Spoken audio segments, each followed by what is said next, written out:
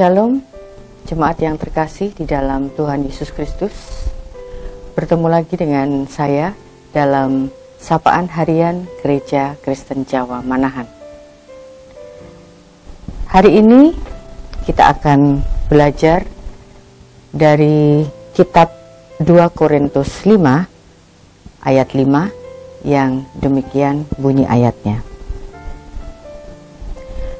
Tetapi Allah lah yang justru mempersiapkan kita untuk hal itu, dan yang mengaruniakan Roh kepada kita sebagai jaminan segala sesuatu yang telah disediakan bagi kita. Demikian firman Tuhan yang akan kita bahas pada hari ini. Salam sejahtera Bapak, Ibu, dan Saudara yang terkasih dalam Tuhan Yesus Kristus. Move on, sebuah kata yang lazim diucapkan oleh para muda.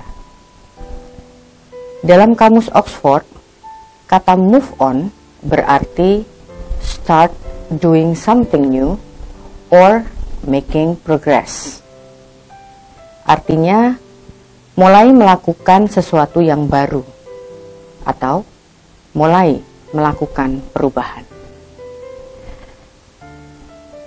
Kaum muda atau biasa disebut youngsters biasa menggunakan kata ini ketika mereka putus cinta atau saat mengalami kegagalan atas sesuatu. Kemudian dari kegagalan itu berusaha untuk bangkit kembali. Ya, mereka akan move on dari masa lalu. Dalam konteks rohani, kata move on juga sering dipakai. Manusia yang telah menerima Roh Kudus tentu saja akan hidup dalam cara yang baru, yang kudus dan berkenan kepada Allah Bapa, dan move on dari kehidupan lamanya yang penuh dosa.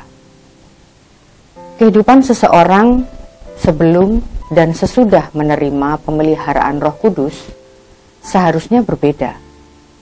Sebab manusia yang hidup tanpa Roh Kudus, tentu output hidupnya akan berbeda dengan manusia yang dipelihara oleh Roh Kudus.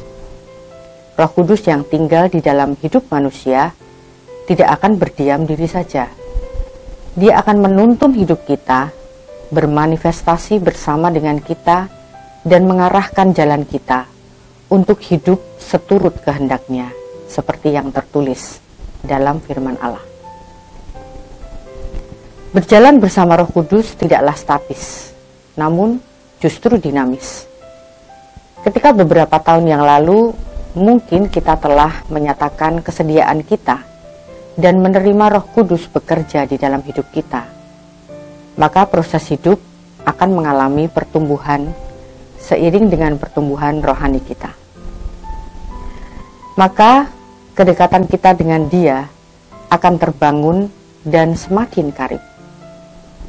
Progres hidup ke arah yang benar akan terjadi dan pada akhirnya akan menghasilkan buahnya, seperti yang tertulis pada kitab Galatia 5. Bapak, Ibu, dan Saudara yang terkasih, perenungan kita pada hari ini adalah tentang sebuah kesediaan. Karena ketika kita menerima karunia Roh dari Tuhan, seperti disebutkan pada bacaan di atas, maka itu adalah ya dan amin. Roh Kudus bukanlah roh yang keluar masuk semaunya atau bisa diundang dan diusir semau kita juga. Roh Kudus adalah karunia dan bukti kasih Kristus yang menyertai kita sampai akhirnya nanti. Roh Kudus adalah Kristus sendiri. Maka ketika kita menjadi yang terpilih untuk menerimanya, komitmen kita adalah tentang hidup dan mati dengan durasi waktu sampai akhir hayat kita. Tentu kita bicara konteks rohani, karena jasmani atau tubuh kita pasti akan kembali menjadi tanah. Setiap pribadi memiliki perjalanan yang unik, eksklusif dan private antara manusia dan Tuhannya. Perjalanan masing-masing individu tidak selalu sama, dan prosesnya pun tidak selalu mudah. Sering terjadi pertentangan antara roh dan daging karena sifatnya yang berbeda.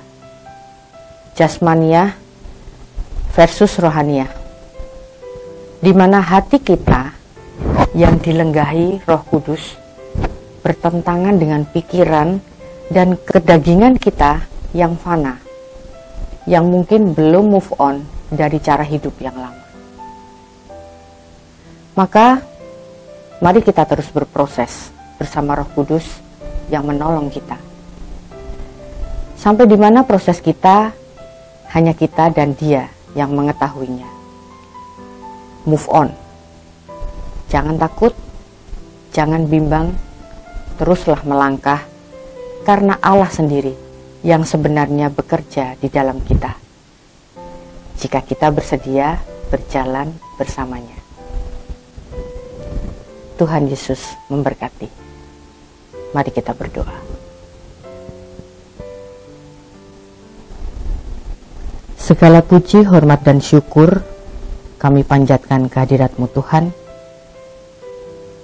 Ucap syukur kami ketika Bapa memanggil kami untuk bersedia menerima Engkau secara pribadi dalam Roh Kudus untuk bertahta di dalam hidup kami. Kalau saat ini kami telah menyatakan kesediaan kami, maka izinkan kami untuk secara utuh menerima pemeliharaanmu sendiri yang nantinya akan membuat kami menjadi semakin dekat kepadamu, dan tentu saja berjalan seturut kehendak-Mu. Tuhan, inilah kami dengan segala kelemahan kami. Kami hanya mampu mohon ampun atas dosa dan kesalahan kami. Di dalam satu nama Tuhan kami, Yesus Kristus, kami memasrahkan hidup kami. Amin.